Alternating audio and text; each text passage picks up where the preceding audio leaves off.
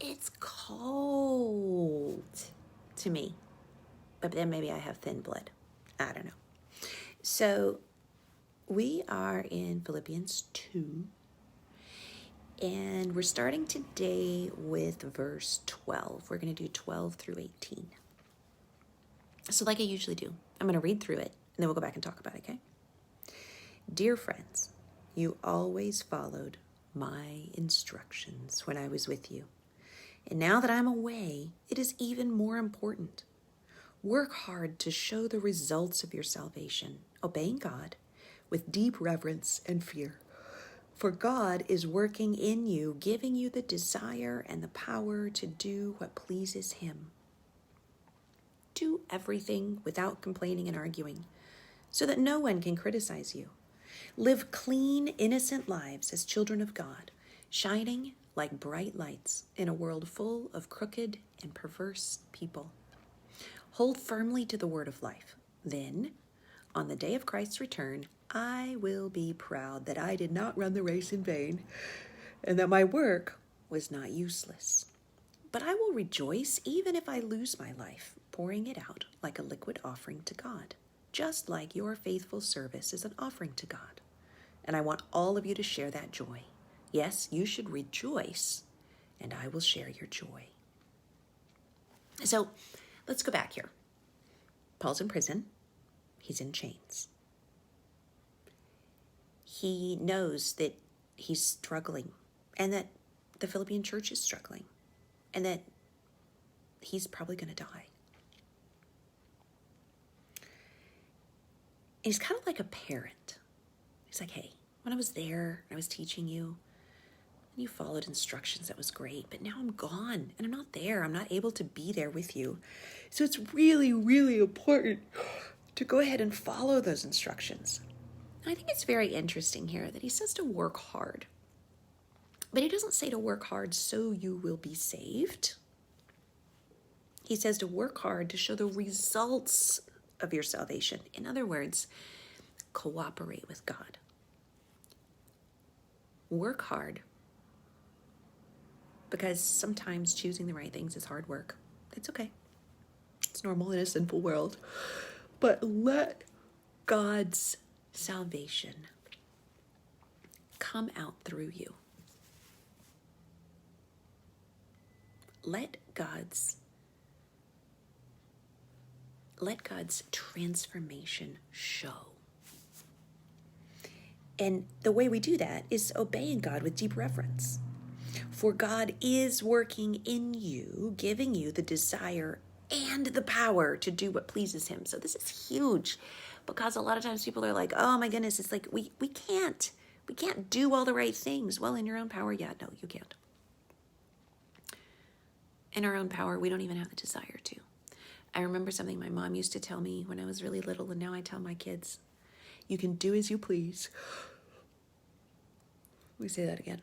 You can do as you please, if it pleases you to please God. When our heart and our desires, our pleasure is aligned with what pleases God, we can do as we please. If we are surrounding ourselves with God's influence, His atmosphere, His spirit, then when we are doing as He pleases, if that's what makes us happy, then we can do as we please. And He says, do everything without complaining and arguing, so that no one can criticize you. Honestly, the more we complain and argue, the more miserable we make ourselves, right?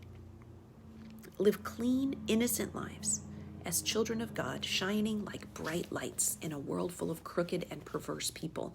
So that means being clean and innocent, being a child of God, means not being crooked and perverse.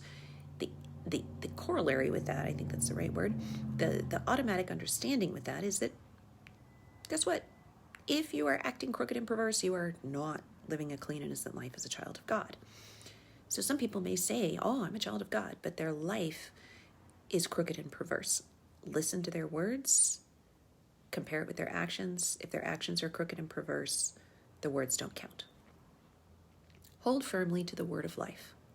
And then, on the day of Christ's return, I will be proud that I did not run the race in vain, and my work was not useless. In other words, Paul feels a very vested sense of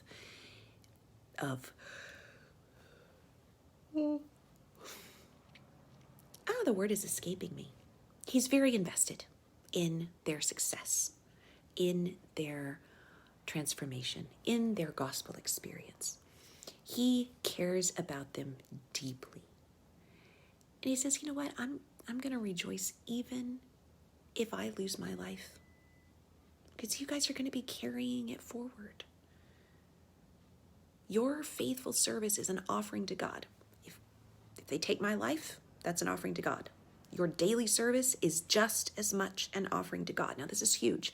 A lot of times we talk about, oh, would you die for something you believe in? Okay.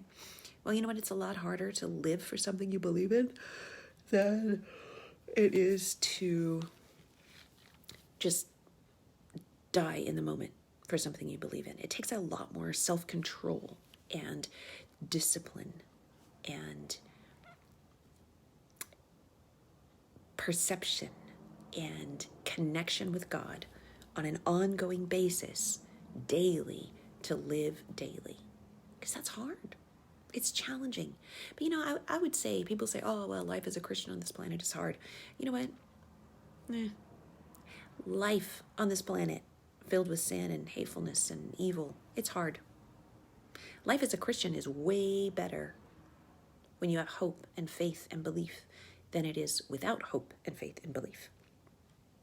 But life is just hard. It's not knowing Jesus that makes life hard. It's just life. Being a human sucking air on this planet, it's hard. But there is joy.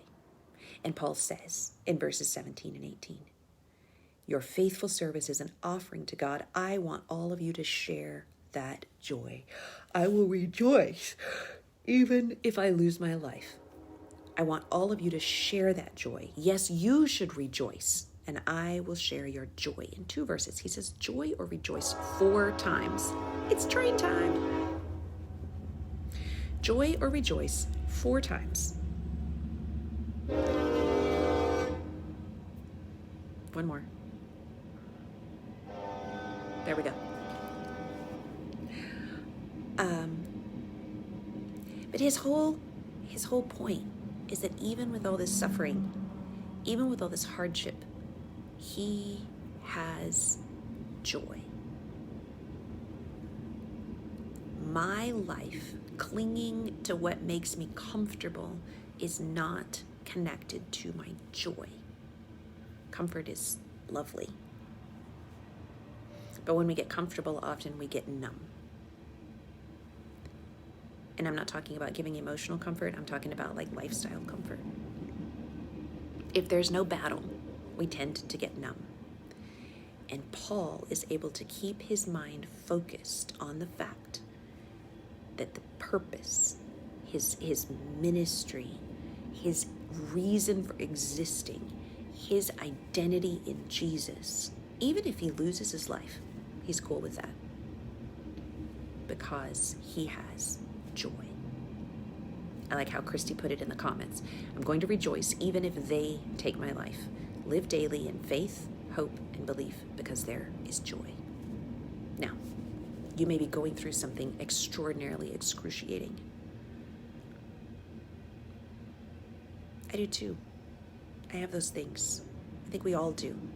Especially if you hang out on my page. It's probably because life has been extraordinarily excruciating to you at some point, maybe even right now.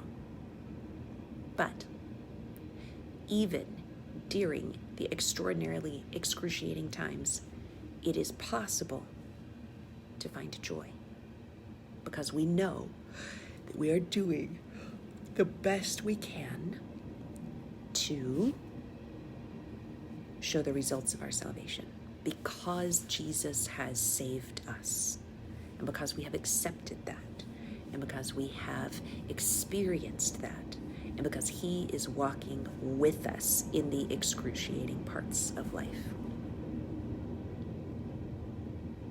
I think we're just going to leave it there. So, my questions to you. What is excruciating right now? I'm writing these down.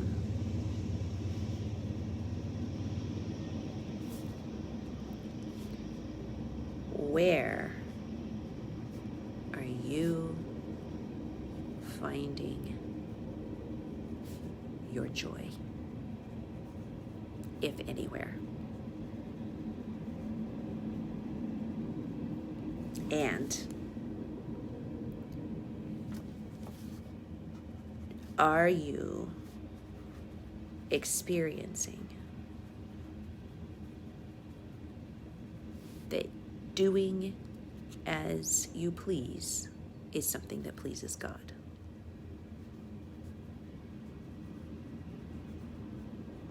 Is your pleasure to please God?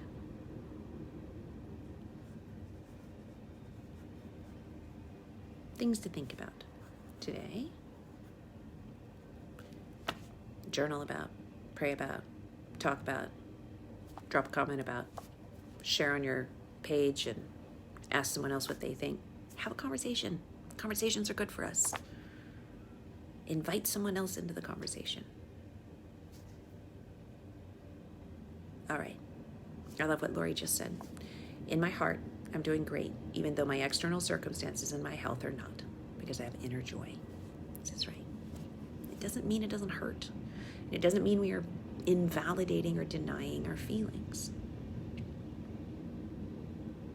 It means that we are claiming our inner joy because we have a bigger identity. Let me see what Christy just said.